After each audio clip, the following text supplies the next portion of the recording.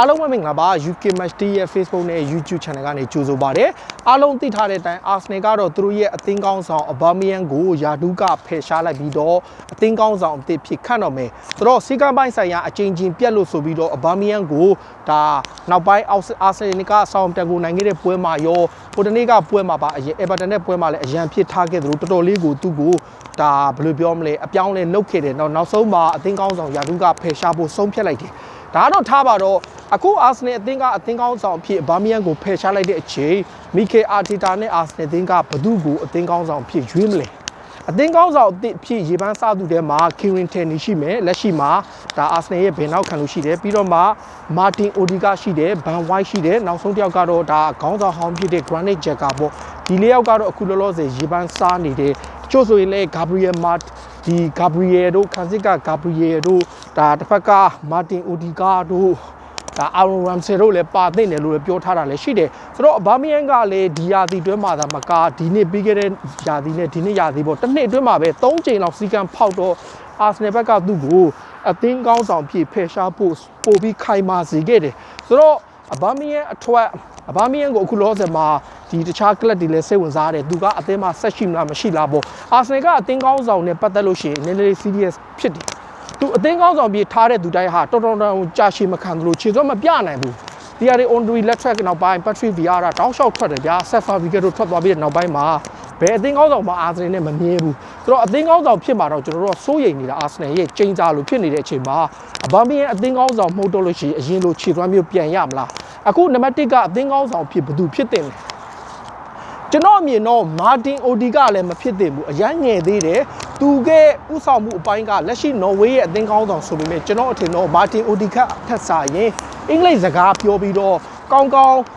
ဒီဒါကြီးတွေကို pressure ပေးနိုင်သူ aggressive ဖြစ်တဲ့ passion ဖြစ်တဲ့သူကိုကြည့်တဲ့အခါမှာနောက်ခံလူကီရင်တန်ဒီဂိုသမာအာရွန်ရမ်ဆယ်နဲ့ဘန်ဝိုက်ပေါ့ဘန်ဝိုက်ဆိုရင်လည်းအင်္ဂလိပ်နောက်ခံလို့ပေါ့ဆိုတော့ဘန်ဝိုက်ကလည်းအခုမှဒီဟာဒီမှာအာဆနယ်ကိုရောက်လာတော့ကျွန်တော်ဒါဆိုရင်ကီရင်တန်နီကိုသဘောကျတယ်ဗျာ Scottish ဖြစ်တော့သူတို့ကအင်္ဂလိပ်စကားပြောတဲ့နိုင်ငံဖြစ်တော့ဒါကောင်းကောင်းအင်္ဂလိပ်လိုပြောနိုင်တယ် Scottish ဖြစ်တယ်သူကိုယ်တိုင်ကလည်း aggressive ဖြစ်တယ် Arsenal အတွက်လည်းကစားတဲ့ပွဲတိုင်းကိုကျူးကျူးဆဆ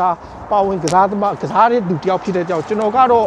ဒါအဘာမီယန်ထွက်လို့အဘာမီယန်ရဲ့အသင်းကောင်းဆောင်ယာထူးကိုဒါကီရင်တန်နီကိုပေးခြင်းနဲ့ပို့ပြီးသဘောကျတယ်ဒါကကျွန်တော်ရဲ့နံပါတ်1ပေါ့ဒုတိယဦးစားပေးကတော့ကျွန်တော်ကဘန်ဝိုက်ကိုသဘောကျတယ်ဒါပေမဲ့အဲ့ထက်မှကျွန်တော်ကအ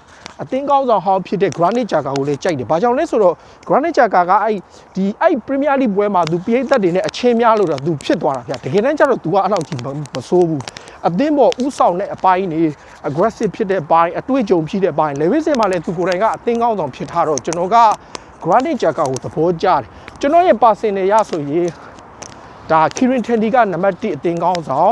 Granit Xhaka ကိုနံပါတ်2ထားပြီးတော့လက်ကစားကတော့ဘယ်လိုပြောမလဲဒါရေပန်းစားတဲ့၄ယောက်ထဲမှာပါပေမဲ့စာချုပ်တက်တန်းရလဲသူကနောက်ဆုံးနေ့ရောက်နေတော့သူကိုယ်တိုင်နဲ့တက်တန်းမတိုးဘူးတက်တန်းတိုးရင်တော့လည်းတစ်မျိုးပေါ့ဒါတက်တန်းမတိုးတဲ့အတွက်ကြောင့်ဒါလာကဇက်ထက်စာရေးကျွန်တော်တို့ခီရင်တန်နီပေါ့ဒါအရင်တော့ကဦးနိုင်အမရီလက်ထက်မှာအသင်းကောင်းဆောင်ဖြစ်ခဲ့သူတွေကဒါဂရန်နစ်ဂျက်ကာကနံပါတ်1ဗျာပြီးတော့မှအိုဇေးတို့ပေါ့ဆိုလဲအဆင့်၄တွင်မှာပါတယ်ဒီလိုမျိုး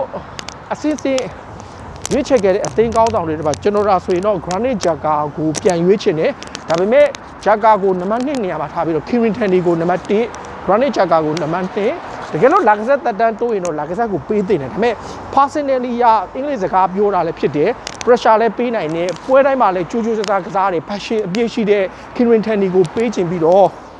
ဒါ Granit Xhaka ကိုနံပါတ်2ပေးမယ်ဘာဝိုက်ကိုနံပါတ်3နဲ့တစ်ပတ်ကတော့ဒါ